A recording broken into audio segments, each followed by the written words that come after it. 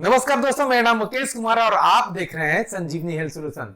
नी pain treatment और knee pain exercise के series में आज एक और नया कड़ी जोड़ने जा रहे हैं। इस कड़ी में हम जानेंगे कि अलग अलग व्यक्ति, जैसा कि आप देख सकते हैं, ये 3 एक्सरे है मेरे पास।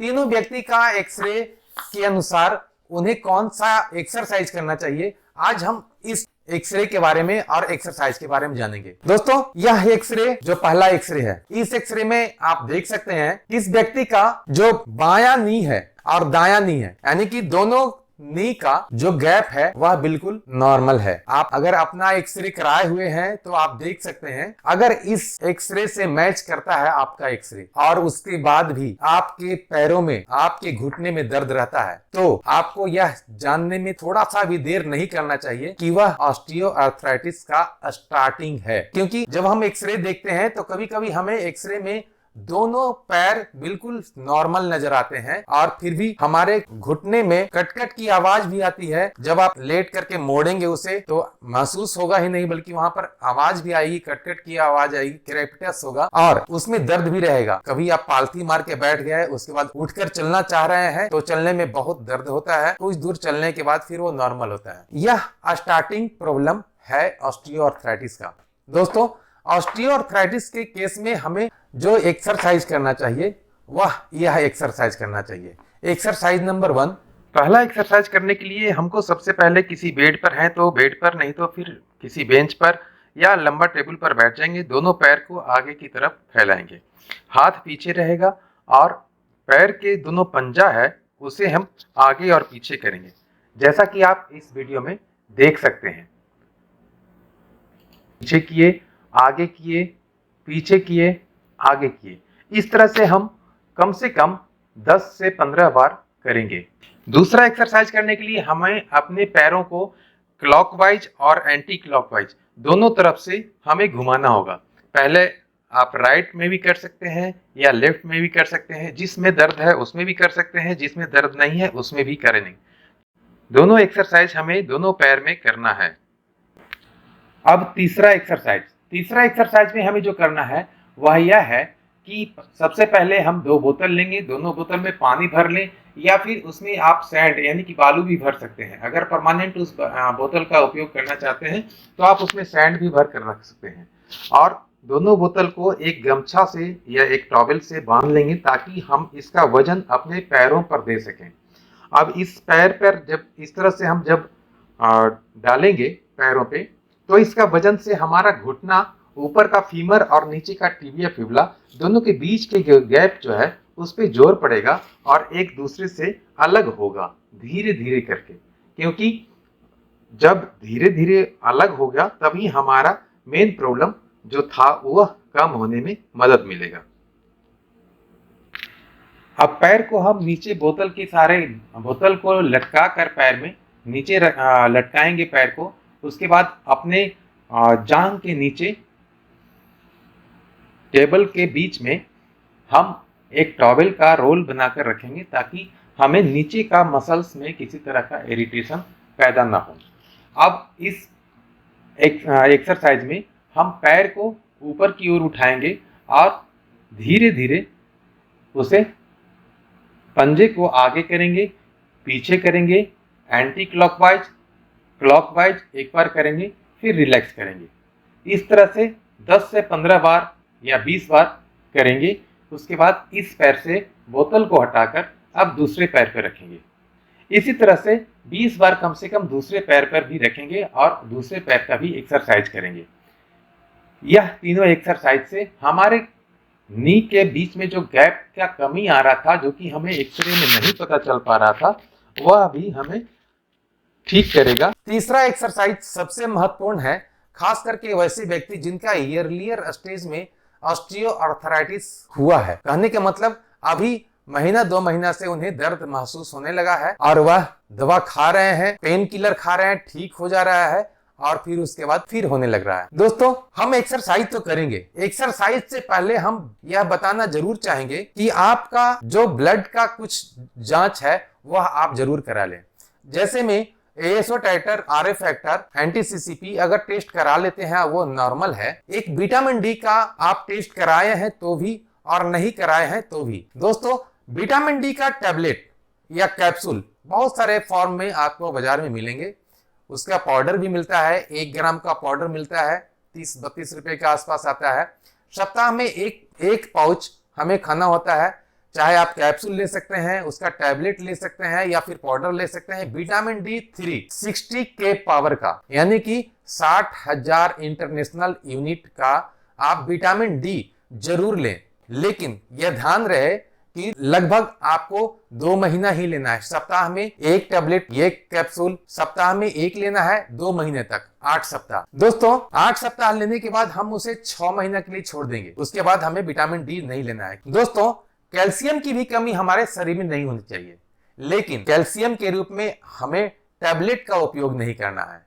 क्योंकि कभी कभी होता है कि हम इतना ज्यादा कैल्शियम खा चुके होते हैं, उससे हमारे बोन में थोड़ा सा स्ट्रेंथनेस तो आता ही है, थोड़ा सा मजबूती तो आता ही है, लेकिन उसका साइड इफेक्ट ये होता है कि हमारे बोन के लास्ट छोर में वह जमना शुरू कर देता है, तो वह और भी हमें जाम करने में मदद करने लगता है।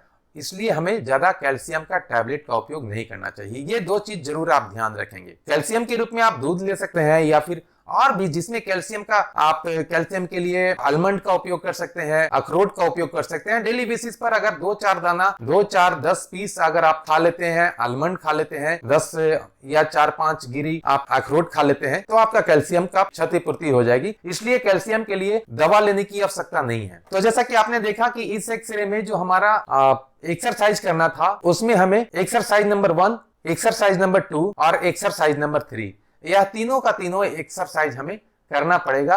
अगर मुझे एक्सरे में नॉर्मल आ रहा है, गैप की कमी नजर नहीं आ रही है, फिर भी अगर दर्द रह रहा है, कट की आवाज आ रही है, तो हमें वह एक्सरसाइज तीनों का तीनों करना पड़ेगा। दूसरा एक्सरे अगर हम देखें तो दूसरा एक्सरे में आप देखेंगे, यह एक्सरे में व्यक्ति का राइट लेग जो है वो बिल्कुल सही है। आप देखेंगे गैप में तो राइट लेग या राइट नी का बीच का जो गैप है बिल्कुल नॉर्मल है, लेकिन लेफ्ट लेग का नी में मेडियल साइड में यह जो गैप है, स्पेस है, वह बिल्कुल कम गया है। ऐसे व्यक्ति को कमी आ गई है, गैप में कमी आ गई है।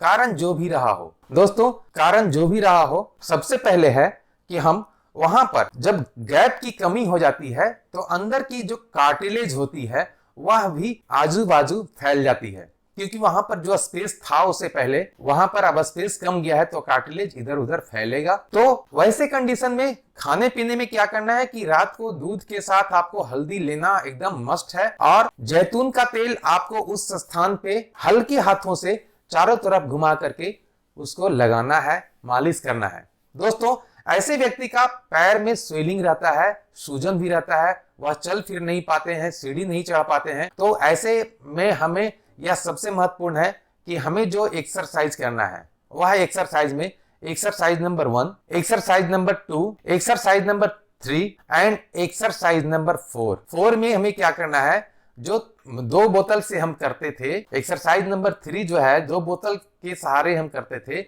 इसको पहले हम 1 महीना तक, 45 दिन तक 1 बोतल के सहारे ही करेंगे।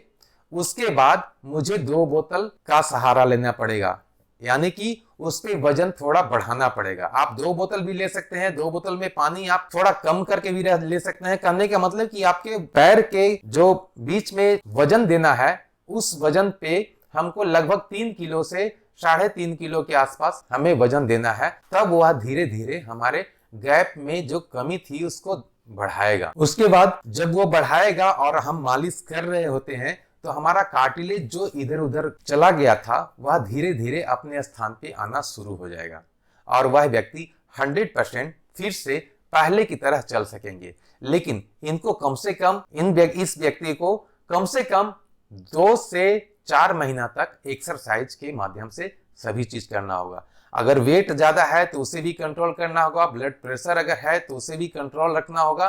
खाने पीने में उतना ही खाना है जितना भर उनका काम चल सके। उसके बाद यह एक्सरसाइज अगर 2 महीना से लेकर 4 महीना तक कर लेते हैं तो 100% गारंटी है कि ऐसे व्यक्ति जिनका नी रिप्लेसमेंट के लिए बोल दिया गया था, उनका नी रिप्लेसमेंट की जरूरत नहीं पड़ा। मैंने हजारों ऐसे लोगों को देखा है, एक्सरसाइज से उन्होंने अपना घुटना बिल्कुल ठीक किया है। ये हो गया।